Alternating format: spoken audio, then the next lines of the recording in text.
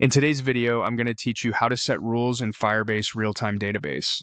By the end, you'll know how to get to the database in the Firebase console, open the rules editor, and safely test your rules with the built-in rules playground so you can control who can read and write data with confidence.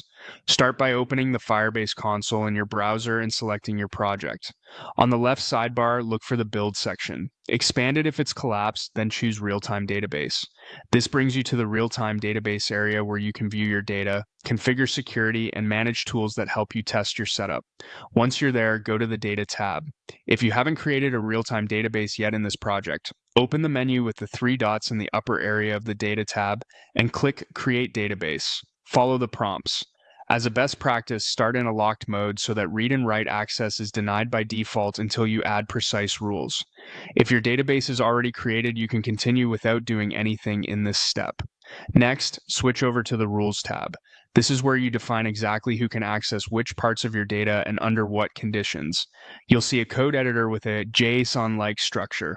Typically, you'll find a rules object at the root, and inside it, you can specify paths and permissions like .read and .write. Keeping defaults locked down and then opening access for specific paths is the safest approach. For example, you might allow a signed-in user to read and write only their own data by referencing the authentication context. Avoid setting .read or write to true at the root unless you're in a very controlled environment, because that would make your database public. You can type or edit your rules directly in this editor. Take your time and be explicit.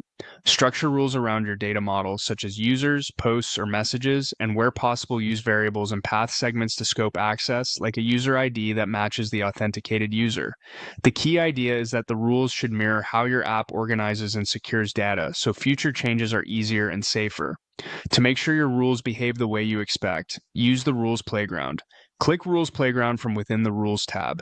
This tool simulates real requests against your rules without touching your live data.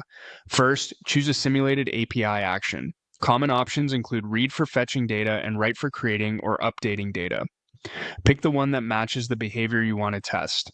Then provide a location, which is the database path you want to check. Enter a path that represents where your app would actually read or write, such as a user-specific node or a public listing. Being precise here helps you catch path-specific mistakes.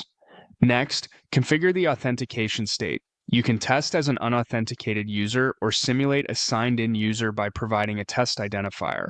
This mirrors the auth context your app would send and allows you to verify that rules correctly restrict access to a user's own records while denying others.